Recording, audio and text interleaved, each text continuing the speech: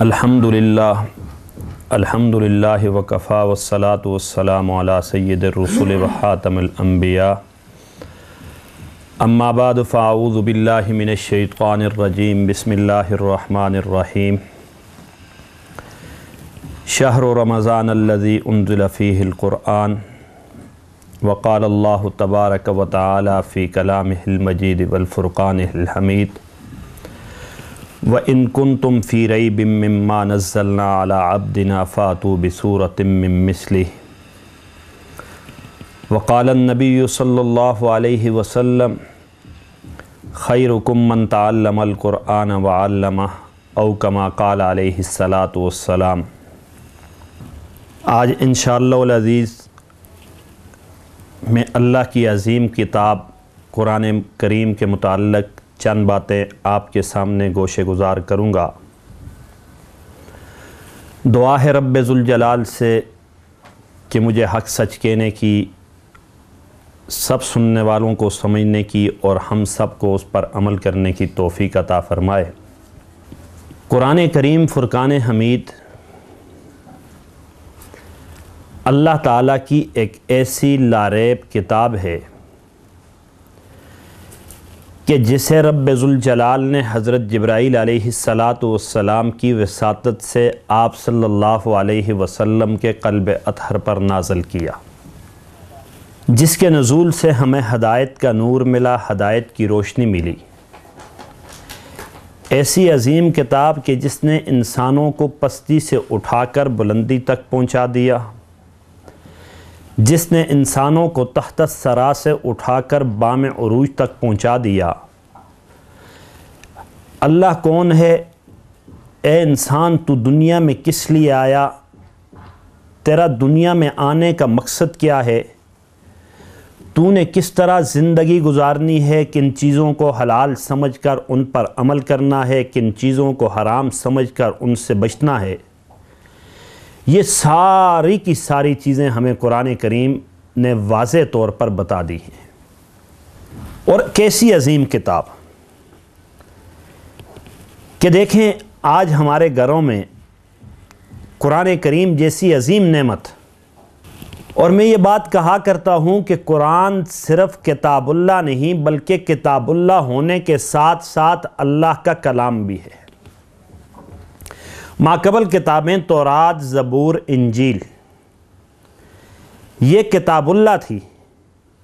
قرآن کتاب اللہ ہونے کے ساتھ ساتھ اللہ کا کلام بھی ہے، یعنی کلام اللہ بھی ہے۔ ایک ہوتا ہے کسی انسان کی باتیں، ایک ہوتا ہے کسی انسان کا خط، جن کی اولاد آج سے 10-12 سال پہلے آپ دیکھیں، 20 سال پہلے دیکھیں، جب یہ ٹیلی فون عام نہیں تھے تو جن کی اولاد بیرون ملک میں ہوتی تھی تو وہ والد یا بیٹا اپنے حال دریافت کرنے کے لیے خط لکھا کرتے تھے۔ جوں جوں سائنس نے ترقی کی، موبائل فون عام ہو گئے، اب اولاد سے یا بیٹے کا والد سے کلام ہونے لگا تو خط کی اہمیت ختم ہو گئی۔ اسی طرح ماقبل کتابیں اللہ کا خط تو تھی لیکن اللہ کا کلام نہیں تھا، اللہ کی باتیں نہیں تھی۔ قرآن کریم وہ واحد کتاب ہے جو کتاب اللہ ہونے کے ساتھ ساتھ اللہ کا کلام بھی ہے، اور یہ ہم خوش نصیب ہیں کہ آج کل ہمارے گھروں میں اللہ کا کلام، اللہ کے اندر سے نکلی ہوئی باتیں وہ ہمارے گھروں میں موجود ہیں۔ تو قرآن کی پہلی عظمت یہ ہے کہ یہ کتاب اللہ ہونے کے ساتھ ساتھ یہ کلام اللہ بھی ہے، یعنی اللہ کی باتیں بھی ہیں۔ دوسری عظمت کہ قرآن محمد الرسول اللہ صلی اللہ علیہ وسلم پر نازل ہوا، اور آپ صلی اللہ علیہ وسلم کا معجزہ بھی قرآن ہے۔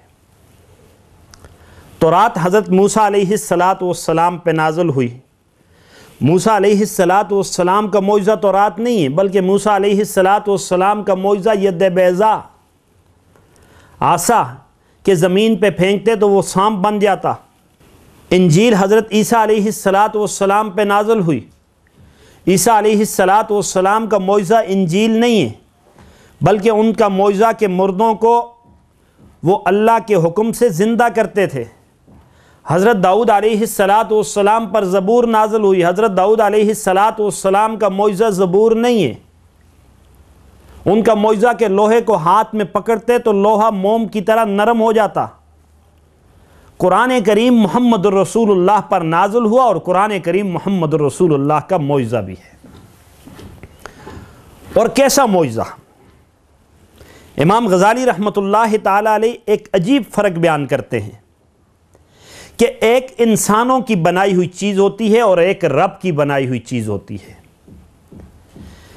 انسان جو چیز بناتے ہیں، بنانے کے بعد کوئی انسان یہ دعویٰ نہیں کر سکتا کہ اس کے مقابلے میں دوسری چیز نہیں بنے گی. دیکھیں یہ گاڑیاں انسانوں کی بنی ہوئی ہیں، ایک سال ایک ماڈل آتا ہے، وہ ریجیکٹ ہوتا ہے، دوسرا آ جاتا ہے، اس کی ویلیو ڈاؤن ہوتی ہے، دوسرا آ جاتا ہے. یہ بلڈنگیں انسانوں کی بنی ہوئی ہیں، ایک بلڈنگ بنتی ہے، اس کے مقابلے میں دوسری بنتی ہے. تو کوئی انسان اپنی چیز بنانے کے بعد یہ دعویٰ نہیں کر سکتا کہ اس کے مقابلے میں کوئی چیز نہیں بنے گی. لیکن رب جو چیز بناتا ہے اس کے مقابلے میں پوری کائنات کے انسان مل کر نہیں بنا سکتے.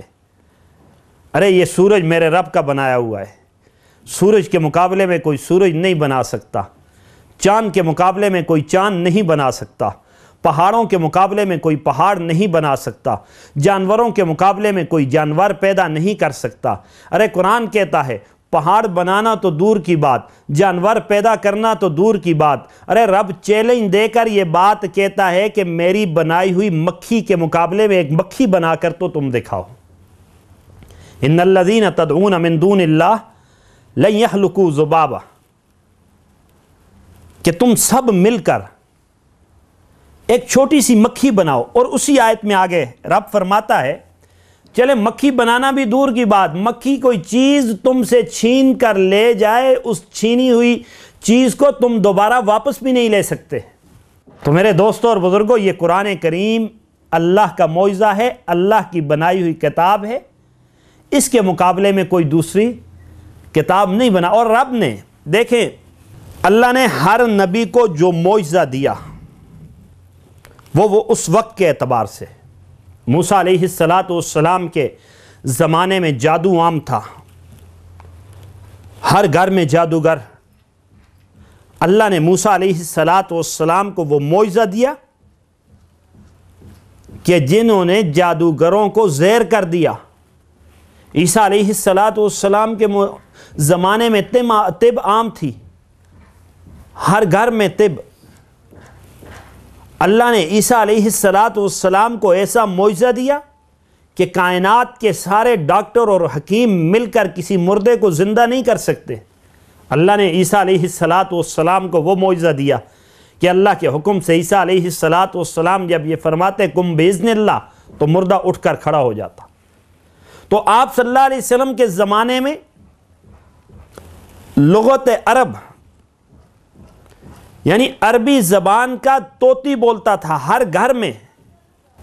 ایک مثال ہماری کتابوں میں پڑھائی جاتی ہے کہ ڈاکوؤں نے ایک آدمی کو قتل کیا اور قتل کرنے سے پہلے اس کا مال بھی چھین لیا اس سے، لیکن اس سے پہلے ڈاکوؤں نے یہ کہا کہ تیری کوئی آخری خواہش ہو تو وہ بتاؤ. تو اس نے کہا کہ میں ایک کاغذ کے اوپر ایک شعر کا ایک مصرع لکھ کر دوں گا، یہ گھر میں میری 2 بیٹیاں ان تک پہنچا دینا. انہوں نے کہا ٹھیک ہے. اس نے لکھا یبنتا ان امرؤ القیس ابوکما، صرف یہ جملہ لکھا کہ اے میری 2 بیٹیوں بے شک امرؤ القیس تمہارا باپ. انہوں نے اس سے مال چھینا، اسے قتل کر دیا. اس کا پیغام لے کر اس کے گھر میں پہنچے، گھر پہ دروازے پہ دستک دی، اندر سے بیٹیاں باہر آئیں. کہا یہ آپ کے والد کا ایک پیغام ہے. انہوں نے جب کاغذ کا پرزہ کھولا اس کے اوپر پڑھا یبنتا ان امرؤ القیس ابوکما، چیخنے لگ گئی. لوگ جمع ہو گئے، کیا وجہ ہے؟ کہا ہمارا باپ قتل ہو گیا ہے اور ہمارے باپ کے قاتل یہ ہمارے سامنے کھڑے ہیں. انہوں نے پوچھا کیسے، آپ کو کس طرح پتہ چلا؟ انہوں نے کہا ہمارے والد نے شعر کے ایک مصرع لکھ کر بھیجا ہے جس میں پوری بات ہمیں سمجھا دی ہے، اور اس کا اگلا مصرع یہ ہے قد قتل وقاتلہ لدیکما، کہ تمہارا والد قتل ہو گیا اور اس کے قاتل تمہارے سامنے کھڑے ہیں. مثال بتانے کا مقصد کہ اس وقت لغت عرب کا بڑا عروج تھا. اللہ تعالیٰ نے عرب کے ان فصیحوں کو، ان بلیغوں کو چیلنج کر کے کہا کہ یہ میری بنائی ہوئی کتاب ہے، اگر تم اس کتاب کو نہیں مانتے تو اس کے مقابلے میں کتاب بنا کر لاؤ. اگر تم پوری کتاب نہیں بنا سکتے تو 10 صورتیں بنا کر لاؤ. اگر یہ بھی نہیں کر سکتے وَإِن كُنتُمْ فِي رَيْبٍ مِّمَّا نَزَّلْنَا عَلَىٰ عَبْدِنَا فَأْتُوا بِسُورَةٍ مِّن مِّثْلِهِ، ایک چھوٹی سی صورت اس کے مقابلے میں بناؤ. پورے عرب نے ایک چھوٹی سی صورت بھی نہیں بنا سکے. تو کہنے کا مقصد یہ کہ یہ محمد الرسول اللہ صلی اللہ علیہ وسلم کا ایسا معجزہ ہے کہ جس کی مثال نہیں ملتی پوری دنیا میں. اور ہم خوش نصیب ہیں، رمضان کا مہینہ شروع ہونے والا ہے. ہم خوش نصیب ہیں کہ اس مہینے میں ہمارا تعلق رب کی کتاب کے ساتھ زیادہ ہونا چاہیے.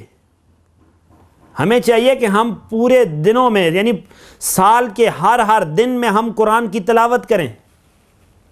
لیکن اگر نہیں کر سکتے تو رمضان کے مہینے میں اللہ تبارک و تعالیٰ کی رحمتیں اور برکتیں موسلا دار بارش کی طرح برستی ہیں. رب جنت کے 8 دروازوں کو کھول دیتا ہے. اس وقت ہم قرآن کے ساتھ زیادہ سے زیادہ تعلق جوڑیں. آپ صلی اللہ علیہ وسلم نے فرمایا خمس من العبادہ، کہ 5 عبادتیں ایسی ہیں جنہیں تم ادا نہ کرو، صرف ان کی طرف دیکھتے رہو تمہیں ثواب ملتا رہے گا. فرمایا النظر الی القرآن، کہ قرآن ایسی عظیم کتاب ہے، اسے تم ہاتھ بھی نہ لگاؤ، اسے تم پڑھو بھی نہ، اسے تم چھوؤ بھی نہ، اسے تم پڑھاؤ بھی نہ، بلکہ صرف اس قرآن کی طرف تم دیکھتے رہو. آپ صلی اللہ علیہ وسلم نے فرمایا جتنی دیر تک تم دیکھتے رہو گے اتنی دیر تک رب ذوالجلال تمہارے نامہ اعمال کے اندر نیکیاں لکھتا رہے گا. فرمایا دوسری چیز وَالنَّظْرُ إِلَى الْكَعْبَةِ وَالنَّظْرُ إِلَى الزَّمْزَمْ وَالنَّظْرُ إِلَى الْوَالِدَيْنِ وَالنَّظْرُ إِلَى الْعَالِمِ، کہ ایک قرآن کی طرف تم دیکھو، جتنی دیر تک دیکھتے رہو گے تمہیں ثواب ملتا رہے گا. کعبہ شریف کی طرف تم دیکھو، جتنی دیر تک تم دیکھتے رہو گے تمہیں ثواب ملتا رہے گا. آب زمزم کی طرف تم دیکھو، جتنی دیر تک دیکھتے رہو گے ثواب ملتا رہے گا. اپنے والدین کی چہرے کی طرف دیکھو تمہیں ثواب ملے گا. ایک بعمل عالم کی چہرے کی طرف دیکھو تمہیں ثواب ملے گا. تو یہ حدیث بھی ہمیں قرآن کی فضیلت کو بتاتی ہے. ایسی عظیم اور لاریب کتاب، آج ہمارے پاس فرصت نہیں اس قرآن کو کھولنے کے لیے، اس قرآن کو پڑھنے کے لیے. کیسی عظیم کتاب. دیکھیں رمضان کا مہینہ ہے. آپ صلی اللہ علیہ وسلم نے فرمایا قرآن کا ایک حرف اگر تم پڑھو گے تو فرمایا ایک حرف کے بدلے میں تمہیں 10 نیکیاں ملیں گی. اور قرآن کا یہی حرف اگر تم غیر رمضان میں نماز میں پڑھو تو ایک حرف کے بدلے میں نماز میں تمہیں 100 نیکیاں ملیں گی. اور جب رمضان کا مہینہ شروع ہوتا ہے تو رب ذوالجلال ہر نیکی کو 70 گنا بڑھا دیتے ہیں. اب اگر نماز تراویح کے اندر، نماز کے اندر ہم کھڑے ہو کر قرآن کا ایک حرف پڑھیں گے تو غیر رمضان میں نماز کے اندر ایک حرف کے بدلے میں 100 نیکیاں، رمضان کے اندر ایک حرف کے بدلے میں رب ذوالجلال 70-100 نیکی لکھتا ہے. الف لام میم ہم نے پڑھا. آپ صلی اللہ علیہ وسلم نے فرمایا لا اقول الف لام میم حرف، میں یہ نہیں کہتا کہ الف لام میم ایک حرف ہے، ولیکن اقول حرف، لام الف حرف، لام حرف، میم حرف، کہ الف علیحدہ حرف ہے، لام علیحدہ حرف ہے، میم علیحدہ حرف ہے. اب ہم نے کھڑے ہو کر الف لام میم نماز کے اندر پڑھا تو یہ 3 حروف ہیں. رب ذوالجلال نے ان 3 حروف کے بدلے میں ہمارے نامہ اعمال کے اندر 7 کو 3 کے ساتھ ضرب دو تو 21,000 نیکیاں رب ذوالجلال نے لکھ دی. اب ہم صرف 3 حرف تو نہیں پڑھتے، زیادہ سے زیادہ قرآن. تو جتنا ہم قرآن پڑھیں گے اتنے ہی ہمارے نامہ اعمال کو رب ذوالجلال نیکیوں سے بھر دے گا. اور میں سب سے یہ درخواست کرتا ہوں کہ خود بھی قرآن کے ساتھ تعلق جوڑیں اور اپنی اولادوں کو بھی قرآن پڑھائیں. جتنا ہم پڑھائیں گے اپنی اولادوں کو، وہ اگر ہمارے دنیا سے جانے کے بعد ہماری نہ بھی نیت کریں، نہ بھی ارادہ کریں، قرآن پڑھتے جائیں، رب ذوالجلال اس کا ثواب ہمیں عطا کرے گا۔ عیسیٰ علیہ السلام کا ایک واقعہ آتا ہے کہ آپ ایک قبرستان میں سے گزرے تو دیکھا مردے کو عذاب ہو رہا تھا، چلے گئے۔ کچھ عرصہ کے بعد دوبارہ اس قبرستان سے گزر ہوا تو دیکھا مردہ بڑی راحت میں تھا، سکون میں تھا، چین میں تھا۔ تو عیسیٰ علیہ السلام نے کہا کہ چلیں اس مردے سے پوچھتے ہیں کہ پہلے میں تیری قبر کے قریب سے گزرا تو یہ عذاب ہو رہا تھا، اور آج دوبارہ میں تیری قبر کے قریب سے گزر رہا ہوں تو بڑی راحت میں ہے، سکون میں ہے، بتا وہ رب جو تجھ سے ناراض تھا وہ راضی کس طرح ہوا؟ اللہ نے عیسیٰ علیہ السلام کو چونکہ یہ معجزہ دیا تھا کہ وہ اللہ کے حکم سے جس طرح میں نے پہلے عرض کیا مردوں کو زندہ کرتے تھے، تو جب مردے سے پوچھا تو مردے نے کہا میرے مرنے کے بعد چونکہ میں گناہگار تھا، سیاکار تھا، اپنے گناہوں کی سزا بھگت رہا تھا، لیکن جب میں دنیا سے مرنے لگا تو میری بیوی کی گود میں ایک چھوٹا سا بچہ تھا، تو میں نے اپنی بیوی کو یہ وصیت کی کہ میرے مرنے کے بعد میرے بچے کو کسی مدرسے میں بھیج دینا اور رب کی کتاب کی تعلیم دلوانا۔ تو میری وصیت کے مطابق میری گھر والی نے، میری بیوی نے بچے کو مدرسے میں بھیجا، تو بچے نے جب اپنے استاد محترم کے پاس بیٹھ کر بسم اللہ الرحمن الرحیم پڑھا تو رب کی رحمت جوش میں آئی۔ اللہ نے فرشتوں کو حکم دیا کہ فرشتوں، اس کا بیٹا میری تعریف کر رہا ہے، مجھے رحمان الرحیم کہہ کر پکار رہا ہے، میری کتاب انجیل کو پڑھ رہا ہے، اور میں رب اس کے والد کو عذاب دے رہا ہوں، یہ میری رحمت کے منافی ہے، اس کو جہنم سے نکالو اور جنت میں داخل کر دو۔ تو اب آپ خود بتاؤ کہ اس کے بیٹے نے تو صرف بسم اللہ الرحمن الرحیم شروع کیا تھا، آج جس کا بیٹا، جس کا بھائی، جس کی اولاد پورے کا پورا قرآن پڑھ لے تو ان کی والدین کی عظمت کا کیا عالم ہوگا؟ ان کے والدین کے مقام کو کون پہنچ سکے گا؟ آپ صلی اللہ علیہ وسلم نے فرمایا کہ کل قیامت کے دن قرآن پڑھنے والے کو اللہ کہے گا اقرا ورتق ورتل کما کنت ترتل فی الدنیا، کہ اے قرآن پڑھنے والے قرآن پڑھ اور جنت کے منازل پہ چڑھتا جا۔ وہ وہاں کھڑا ہو جائے گا، کہے گا یا اللہ میں نہیں جاتا۔ رب پوچھے گا کیوں؟ وہ کہے گا کہ میرے والدین جہنم کے عذاب میں جہنم میں جر رہے ہیں اور میں ان کی اولاد ہو کر کس طرح جنت میں جاؤں؟ اللہ کہے گا میرے اس بندے نے قرآن پڑھا، دنیا میں قرآن کے ساتھ تعلق جوڑا۔ رب فرشتوں سے کہے گا کہ صرف اس کے والدین کو نہیں بلکہ اس کی سفارش پر 10 آدمیوں کو جہنم سے نکال کر جنت میں داخل کر دو۔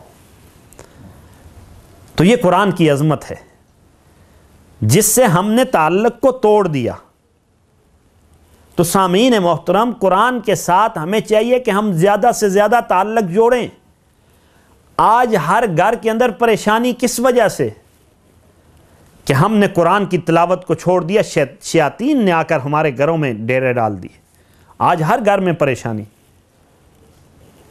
ہمیں چاہیے کہ ہم قرآن کے ساتھ تعلق جوڑیں۔ اگر پریشانیوں سے نکلنا چاہتے ہو تو آپ صلی اللہ علیہ وسلم نے ایک حل بتا دیا، ایک طریقہ بتا دیا کہ تمہارے اوپر جتنی بھی پریشانیاں ہیں تم قرآن کے ساتھ تعلق جوڑ دو، قرآن خود پریشانیوں کو دور کر دے گا۔ تو آج اگر پریشانیوں سے بچنا چاہتے ہیں ہمیں چاہیے کہ ہم اس قرآن کی تلاوت کا معمول بنائیں۔